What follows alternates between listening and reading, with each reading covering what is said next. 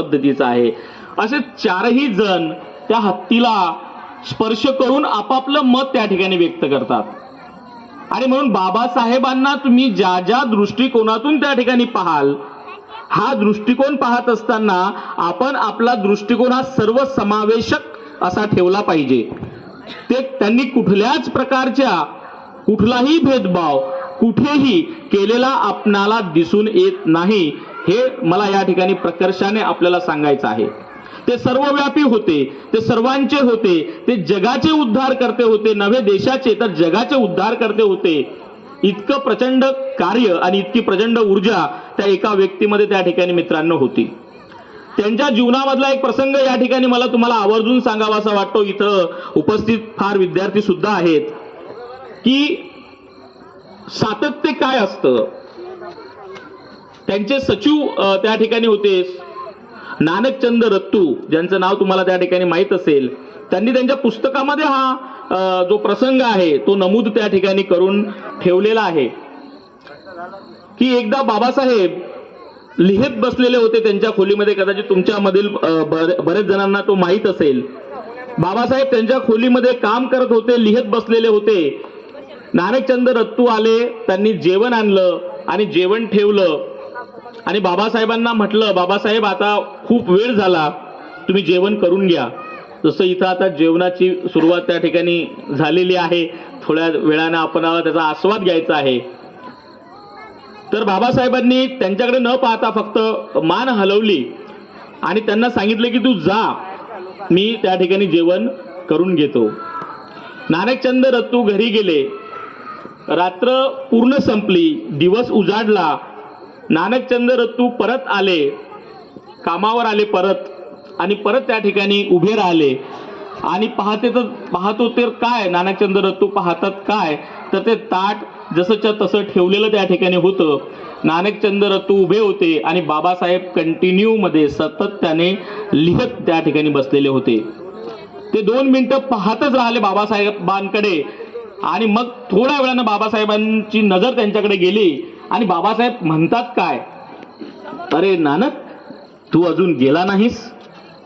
म्हणजे संपूर्ण रात्रभर हा प्रकांड पंडित असणारा व्यक्ती हा त्यांच्या लिखाणामध्ये एवढे गुंग होऊन गेलेले होते की त्यांना रात्र झाली, दिवस उजाडला आणि परत हा व्यक्ती कामावर आला याची देखील जाणीव त्या ठिकाणी झाली नाही. एवढी कामाप्रती जी निष्ठा आहे ती डॉक्टर बाबासाहेब आंबेडकरांकडनं आपण घेणं गरजेचं आहे ॲज अ विद्यार्थी म्हणून.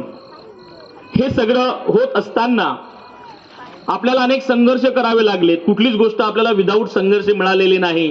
पाण्यासाठी सुद्धा संघर्ष आपल्याला करावा लागला. एक पत्रकार आहेत संजय आवटे सर, त्यांनी सांगितलेली ही गोष्ट आहे की ते पुण्याच्या रस्त्याने जात असताना मध्येच त्यांना तहान लागली. जशी सोनबा येवले बाबासाहेबांच्या गाडीची वाट पाहत होते, माठ भरून आणला मी वगैरे असं ते गाणं तुम्हाला सगळ्यांना माहीत आहे. तर आता 2024 ची ती गोष्ट साधारण आहे. संजय आवटे सर पुण्याकडनं मुंबईकडे निघाले आणि त्यांना तहान लागली तर ते एका हॉटेल मध्ये गेले आणि बसले आणि त्यांनी सांगितलं की मला पाणी पाहिजे आणि त्यांच्याकडे मग पाण्याची बॉटल त्या ठिकाणी आली.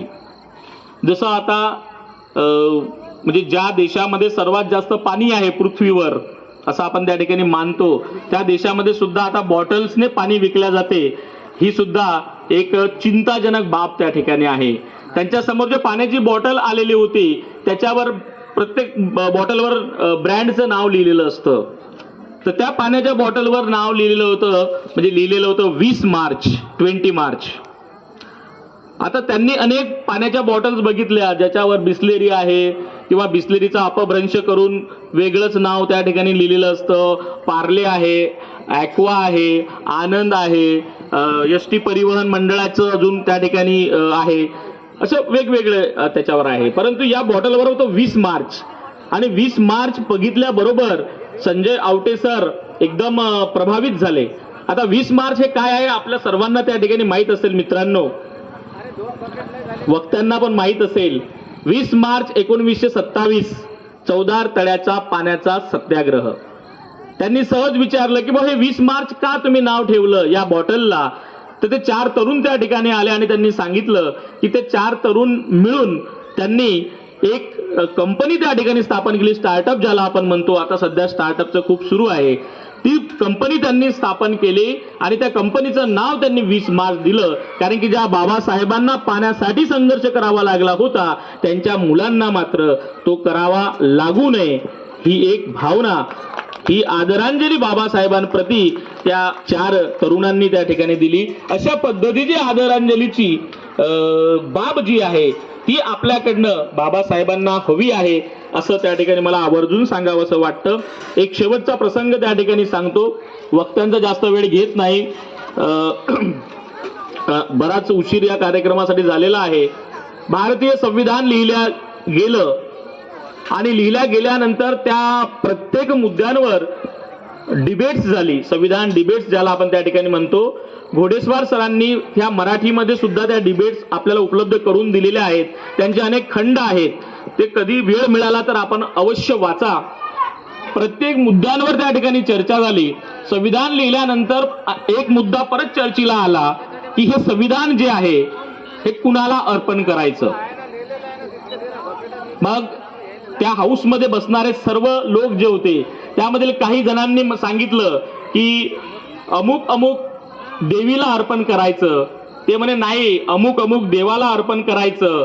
मग प्रत्येकाने आपापल्या परीने आपापल्या देव देवतांचे त्या ठिकाणी नावं सुचवले आणि हा गोंधळ त्या ठिकाणी झाला की हे कुणाला अर्पण करायचं. मात्र बाबासाहेब त्यांच्या भूमिकेवर ठाम होते. त्यांनी सांगितलं की भारतीय संविधान